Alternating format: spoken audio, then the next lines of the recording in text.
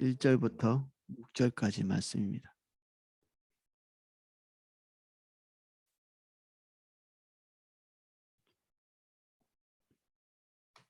제가 내용을 읽어보겠습니다. 너는 내일 일을 자랑하지 말라. 하루 동안에 무슨 일이 일어날지 내가 알 수 없음이니라.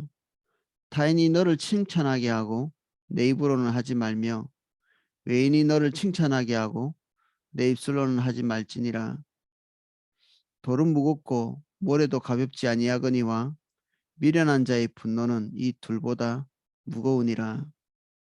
부는 잔인하고 노는 창수 같거니와 투기 앞에야 누가 서리요. 면책은 숨은 사랑보다 나으니라. 친구의 아픈 책망은 충직으로 말미암은 것이나 원수의 잦은 입맞춤은 거짓에서 난 것이니라. 아멘.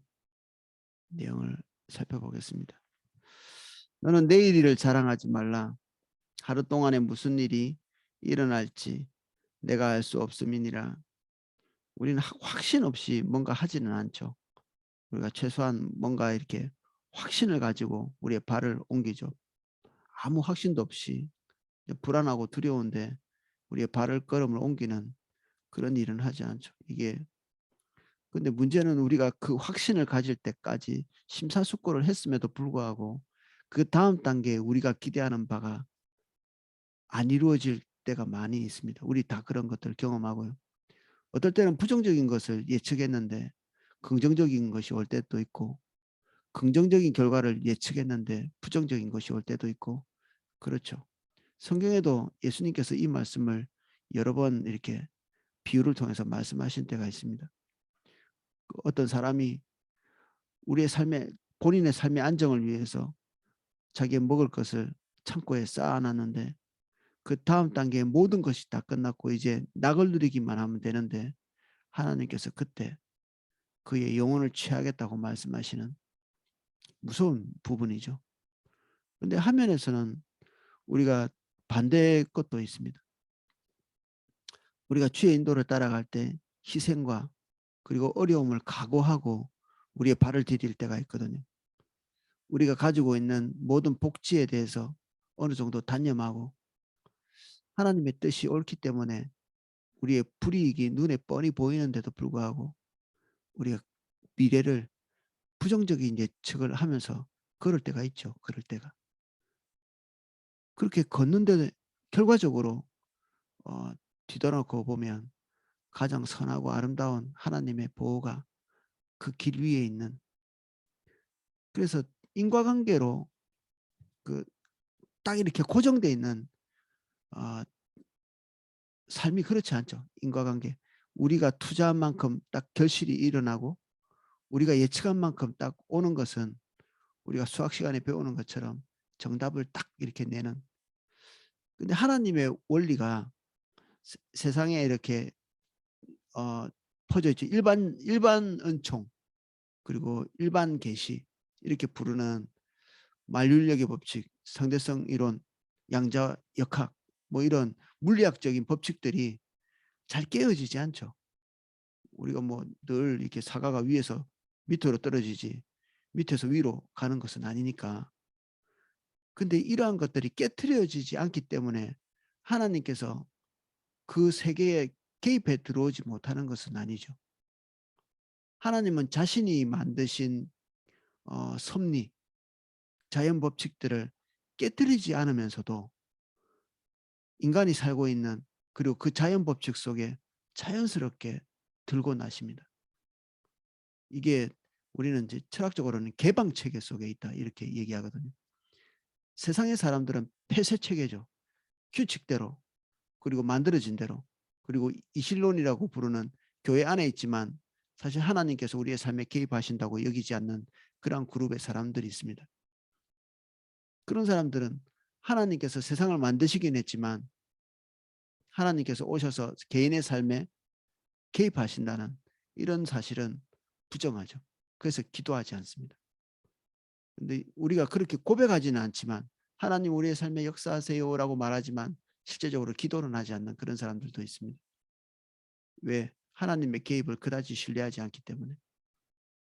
그리고 그것을 잘 믿지 않기 때문에 교리적으로는 믿지만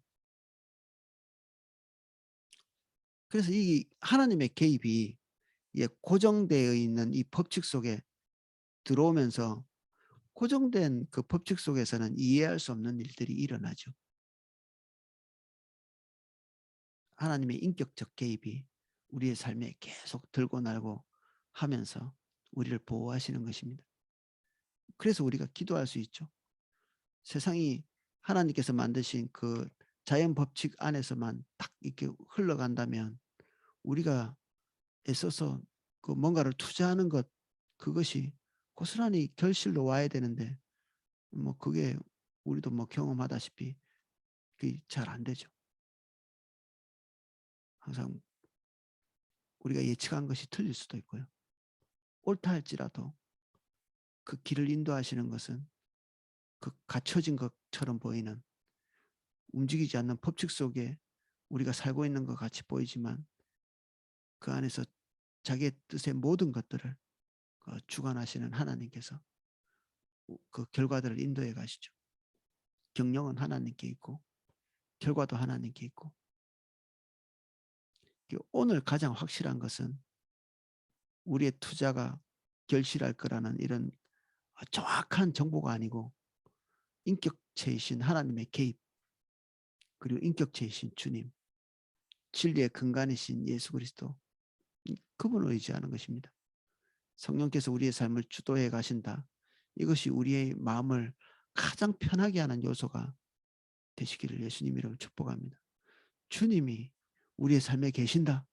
이게 우리를 편하게 하는 우리의 마음의 안정감을 누리게 하는 가장 중요한 요소가 되어야 되죠. 그 외의 것들은 우리가 의지하는 순간에 우리가 보고 있는 그 1절의 부정적인 것들이 우리에게 다가오게 됩니다. 부정적인 요소로. 이 1절이 긍정적인 요소로 다가오면 좋죠. 분명히 부정적인 것이 예측됨에도 불구하고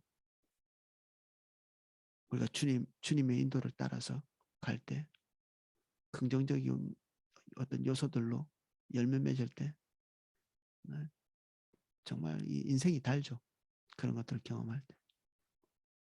그 반대는 씁니다. 동시에 그 쓴 자리에서 또 주님을 보게 되기도 하죠.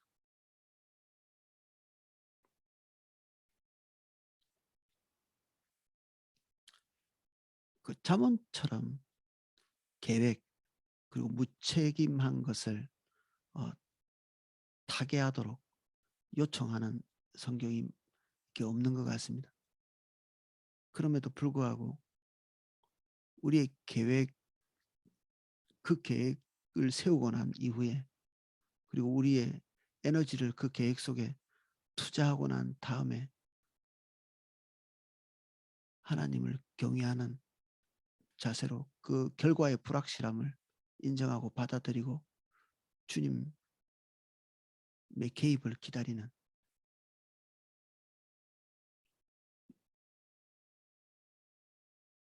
이게 성숙한 모습이죠. 성숙함. 타인이 너를 칭찬하게 하고 내 입으로는 하지 말며 외인이 너를 칭찬하게 하고 내 입술로는 하지 말지니라. 이게 우리가 항상 부끄러움을 당하면서 배우는 것들입니다. 좀 괜찮다 싶은 건데 사실 괜찮지 않은 것들이 우리 삶에 있습니다. 이 정도면 괜찮겠지 하는 것인데 나중에 이 결과적으로 이렇게 보면 나 부끄러운 것들이 되게 많죠. 각자 이 말씀을 붙들고 이렇게 부끄러움 당하기 전에 이렇게 미리미리 살펴봐야 될 것 같습니다.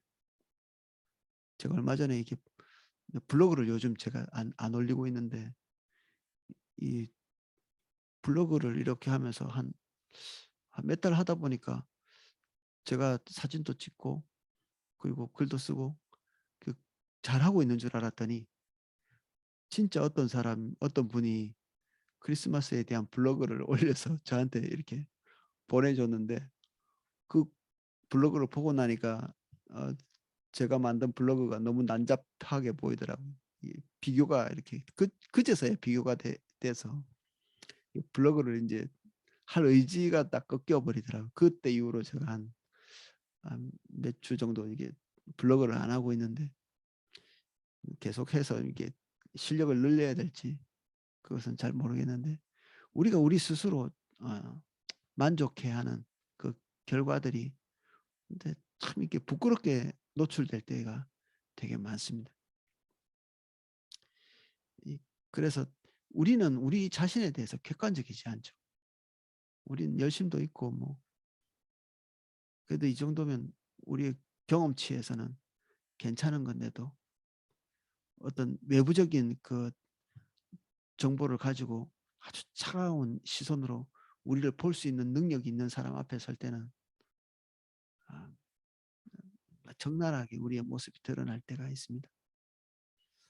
그 때로는 이런 것들을 우리가 듣는 것은 우리에게 대단한 유익이죠.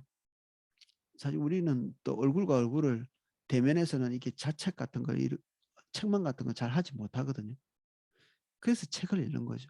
우리보다 더 탁월하다고 생각하는 사람들이 써놓은 책들을 통해서 이 자책을 얻으려고 하는 거죠.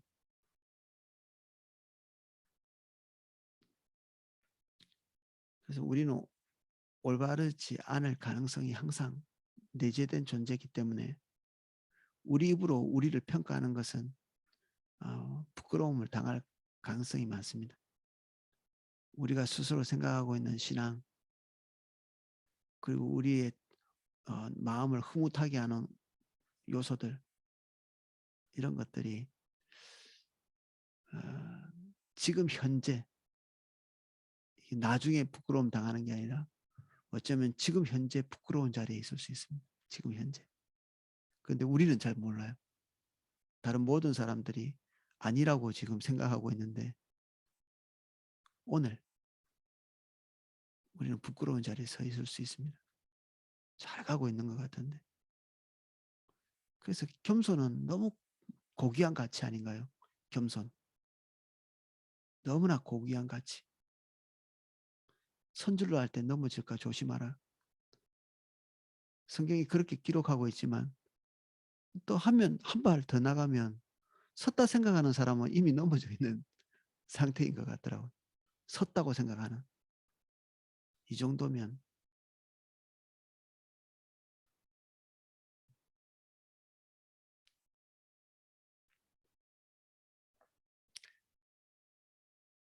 3절 돌은 무겁고 모래도 가볍지 아니하거니와 미련한 자의 분노는 이 둘보다 무거우니라. 돌 들어보신 적 있으시죠?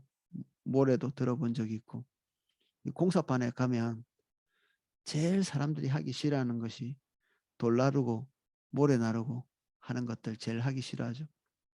당연히 이런 거 하는 사람들이 일당이 셉니다. 다른 뭐 잡일 하는 것보다 훨씬 더 힘들기 때문에 사실 다리 뛰기도 힘들죠. 이 무게 때문에. 돌과 모래의 무거움, 우리를 쉽게 피곤하게 하고 지치게 만드는 그런 요소들, 이 무게들. 근데 미련한 자의 분노, 이것을 다루는 것이 훨씬 더 필요한 일이다. 미련한 자의 분노라고 이렇게 미련함 이렇게 붙여놨는데 저는 특정한 미련한 사람이 있다. 이런 것보다는 모든 인간이 다 이래 미련합니다. 분노하는 순간에 미련한 거죠. 가끔 이렇게 말씀드렸지만 우리 안에는 분이 올라올 때 지혜로운 사람이 없습니다.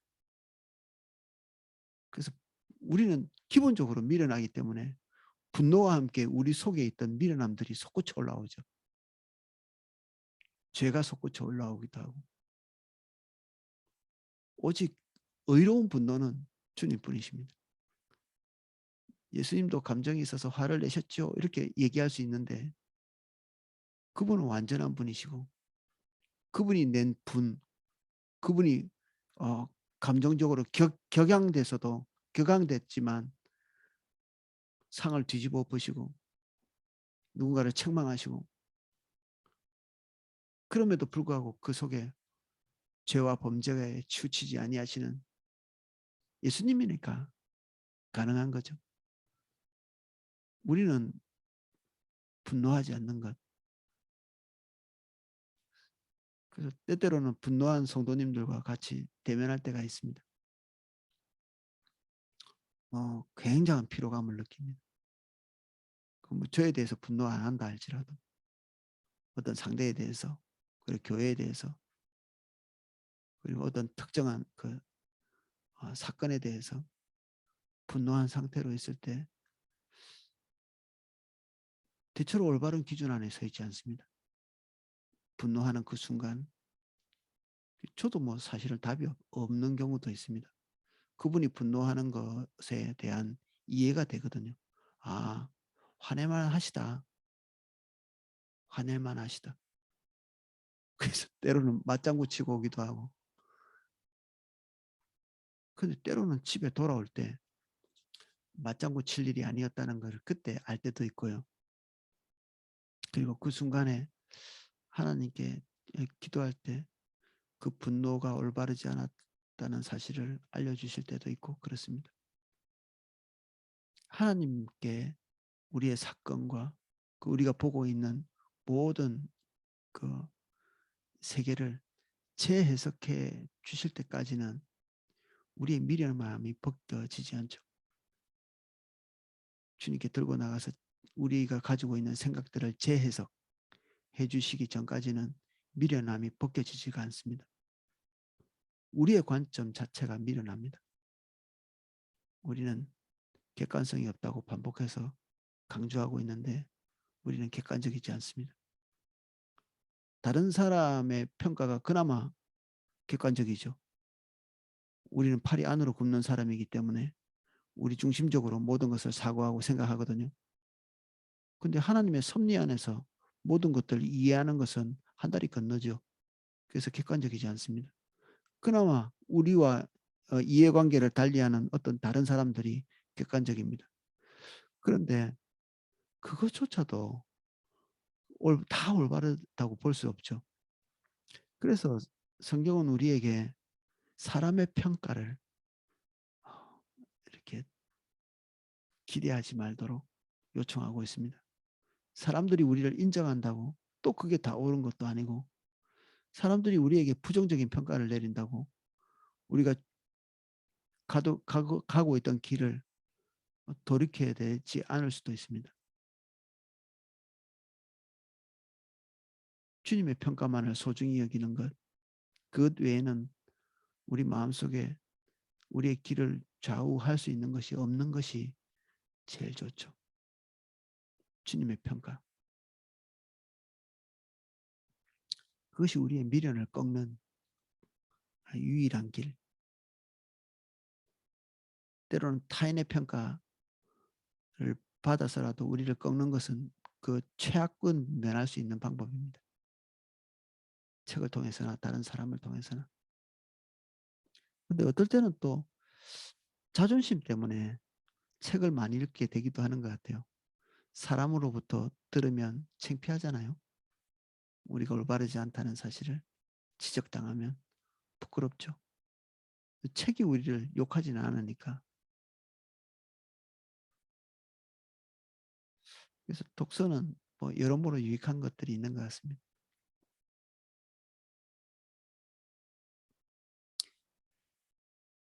부는 잔인하고 노는 창수같거니와 투기 앞에야 누가 서리요. 분, 인자를 잊어버리게 만드는 거죠.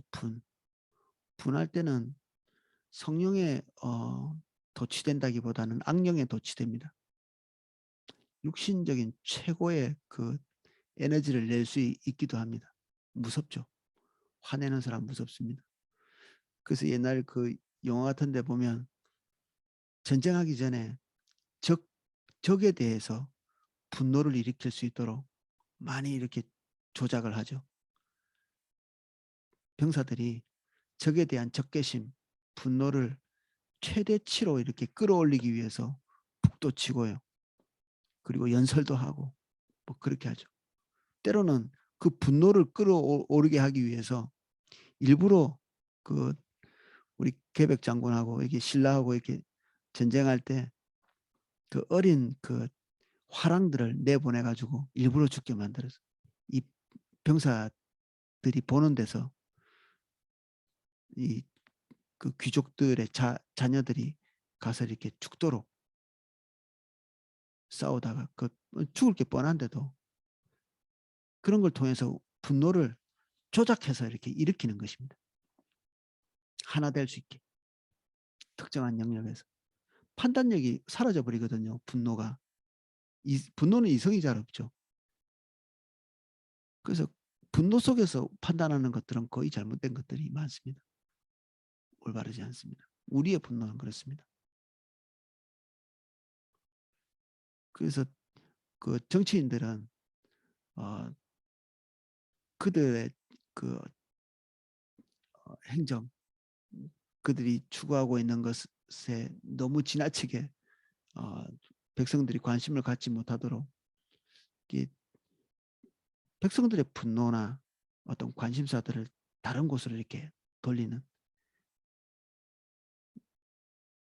너무 실망이 큰다든지, 그리고 그 통치자에게 대해서 분노가 끌어오를 만한 그런 사건이 있을 때 그것을 외부로 돌릴 수 있는 그 정치적 기술들을 발휘하죠.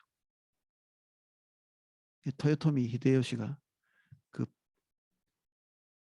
백성들의 분노, 그 군인들의 그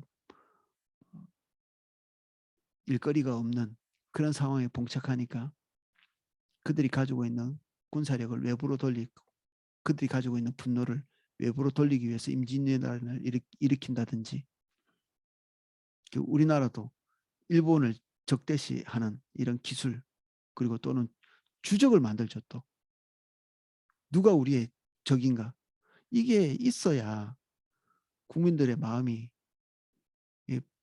분노할 때 그 바깥으로 이렇게 돌릴 수 있는, 누군가는 적이 있을 때 우리를 조절하기 쉽죠. 미워하는 대상이 있을 때 사단은 우리를 휘어잡기 되게 쉽습니다. 미워하는 대상이 없으면 사단이 우리 멱살을 잘 잡지 못합니다.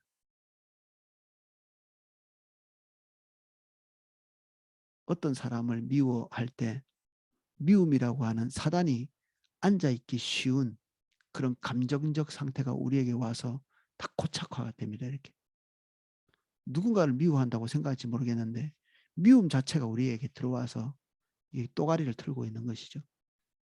사단이 활동하기 좋은 영역입니다.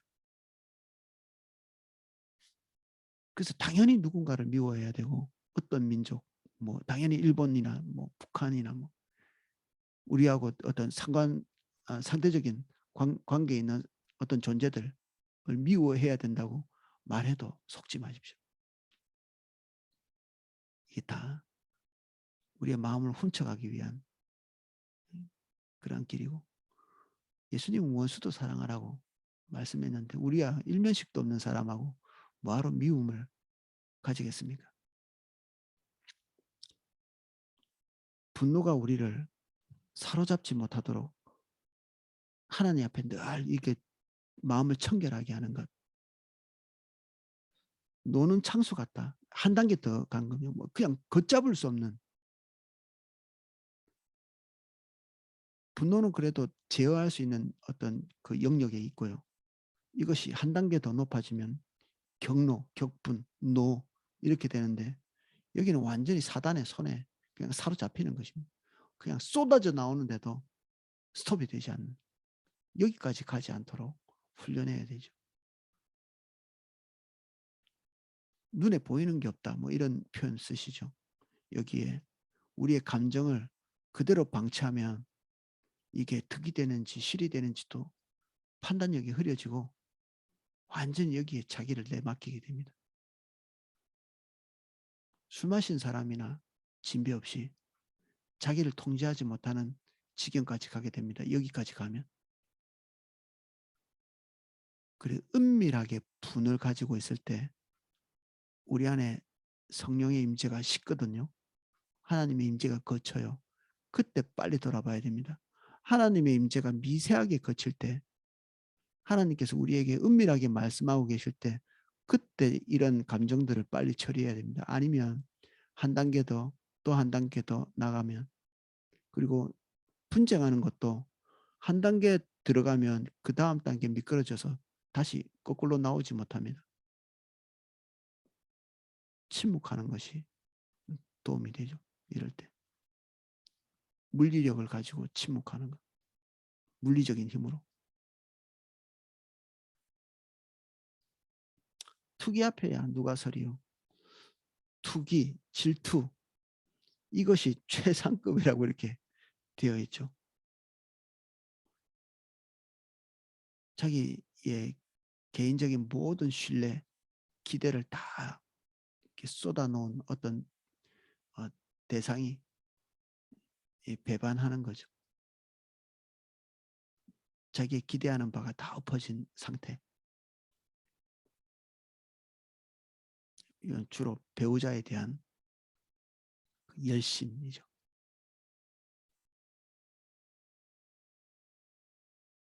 화면에서는 이 투기, 질투 단어가 긍정적으로 쓰이기도 합니다. 하나님이 우리를 향해서 질투하신다고 이렇게 했죠.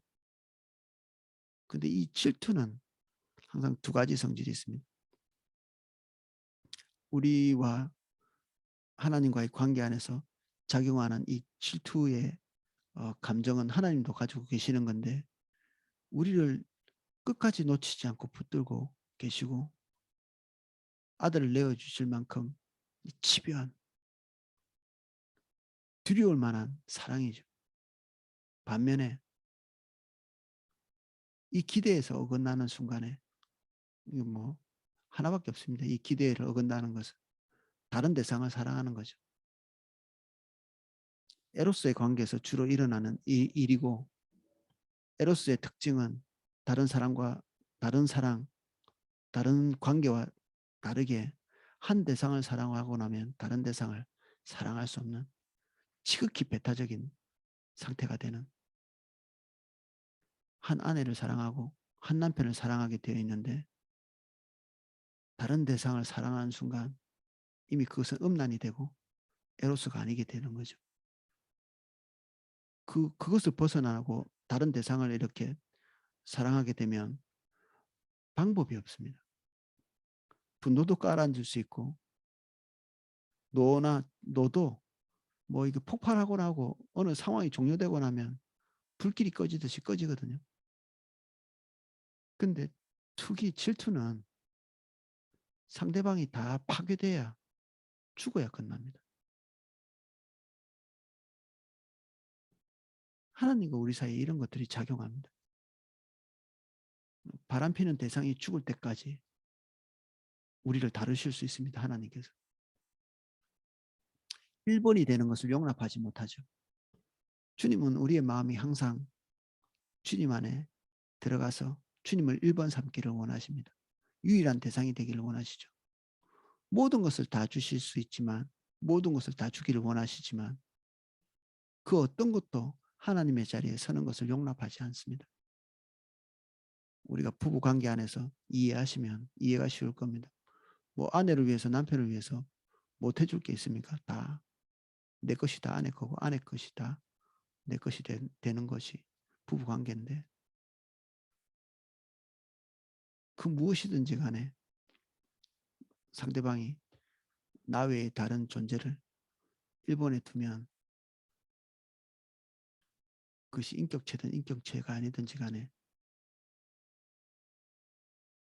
그것이 그 자리를 박탈하고 나올 때까지 견디지 못하는 것이죠. 투기.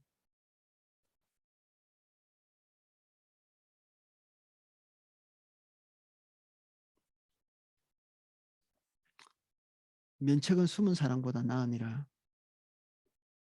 숨어있는 사랑은 관계만 잘 유지하려고 하는 것이죠.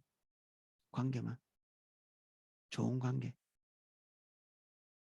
그 사람이 가지고 있는 흠집들이 그의 삶에 치명적임에도 불구하고 덮어놓고 지나가는, 이게 개인적인 유익과 굉장히 많이 닮아 있습니다. 개인적인 유익.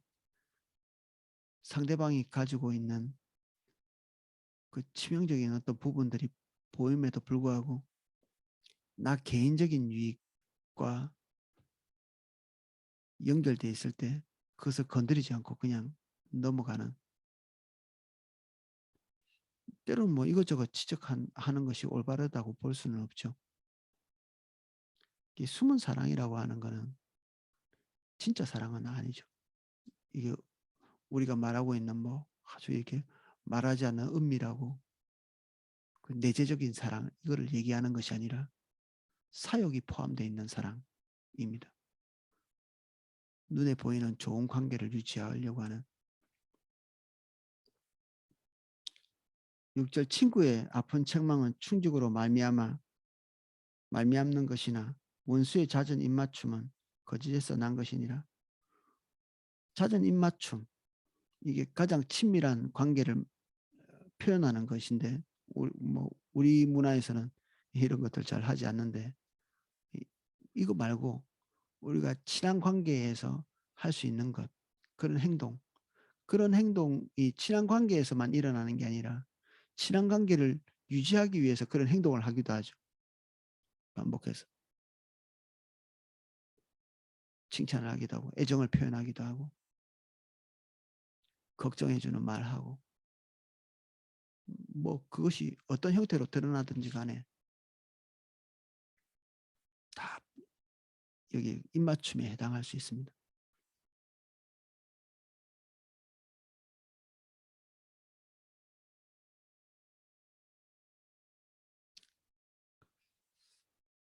마음에는 그렇지 않음에도 불구하고 우리 중심과 행동이 따로 가면 그 안에 사단이 역사할 가능성이 많습니다.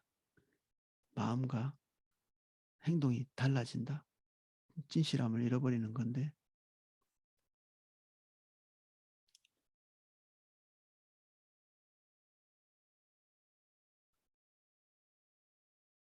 거짓이 들어와 있는 것이고,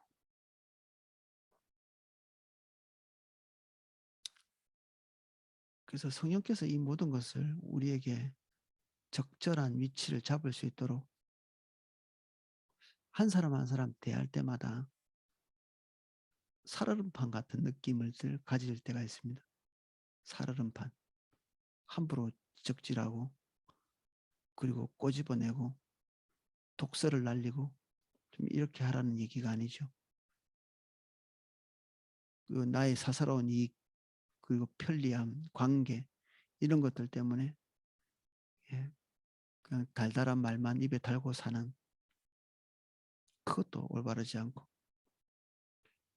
잠언이 나오고 있는 본질적인 부분들을 우리가 붙들기 위해서 항상 주님 앞에 예민한 자세, 태도, 이게 우리에게 필요합니다. 성령께 순하게 되는 것, 민감하게 되는 것, 그리고 확신 있게 한 발을 옮기는 것보다는 항상 우리가 실수할 것에 대한 가능성을 열어두고, 그래야 기도가 되거든요. 기도가 됩니다. 지나치게 확신에 차 있는 순간 우리는 넘어지게 됩니다. 어떤 사람을 향해서든지. 선생님이 돼서 학생들을 이렇게 다 통찰하고 있는 것 같이 보이지만 사실은 깜짝 놀랄 만한 것들을 발견할 때도 있고, 자녀들도 내가 어떻게 부정적 긍정적 평가를 하게 되지만 가끔 깜짝 놀랄 만한 것을 볼 때가 있고, 우리 자신도 그렇죠. 주님께 우리의 마음이 녹을 수밖에 없죠.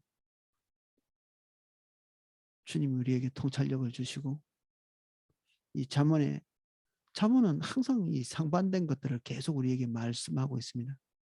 상반된 것. 마치 다른 말을 하고 있는 것처럼 오늘은 계획을 철저하게 세우고 인간적인 노력을 다해서 그런 식으로 살아가야 될 것 같은데 어떨 때는 그 모든 것이 허무한 것처럼 얘기하고 있는 결국 이 몽학 선생이라고 이렇게 하는 몽학 선생. 율법을 지키지 않으면 그 하나님의 분노가 끌어오를 것 같아서 그 율법을 지키기 위해서 아둥바둥해야 될 것 같은데 사실은 그 율법을 지켜서 하나님을 만족시킬 수 없는 이런 아이러니한 상태잖아요, 우리가. 결국 이 몽학 선생이 우리를 어디로 인도하느냐? 예수 그리스도께로 인도하죠. 이 두 가지의 그 상반된 진리들이 계속해서 우리에게 말하고 있는 바는 무엇입니까? 성령을 의지하는 것이죠. 성령. 오늘은 여기까지 살펴보겠습니다.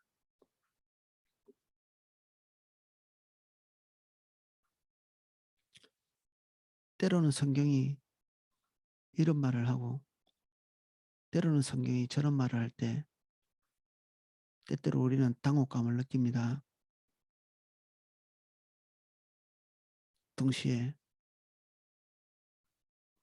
우리는 좌로도 우로도 함부로 갈 수 없는 때로는 우리가 좌로 치우치고 때로는 우로 치우칩니다. 어떤 진리도 하나님의 성령을 떠나서 우리에게 올바로 적용될 수 없습니다. 오늘 비법을 전수받은 것이 아니라 인격체이신 성령 앞에 겸손히 무릎 꿇는 그런 요청과 요구 앞에 우리가 있는 것입니다. 인간관계에 비법이 존재하지 않고 성령께서 때로는 좌로 때로는 우로 인도하십니다. 두렵고 떨림으로 오늘 우리가 성령 앞에 서 있을 수 있도록 은혜를 주십시오. 모든 결과에 만족할 만한 것, 우리나 우리의 이웃이나 그리고 주님이나 이 모든 것을 만족하게 할 결론은 주님만이 인도하실 수 있습니다.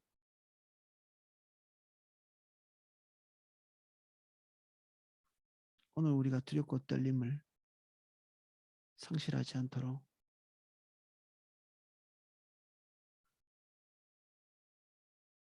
주님의 인자를 우리에게 베풀어 주십시오.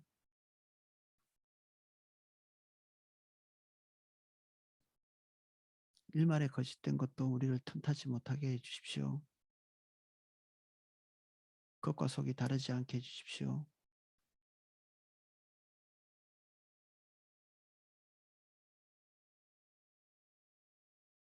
진실하게 해 주십시오.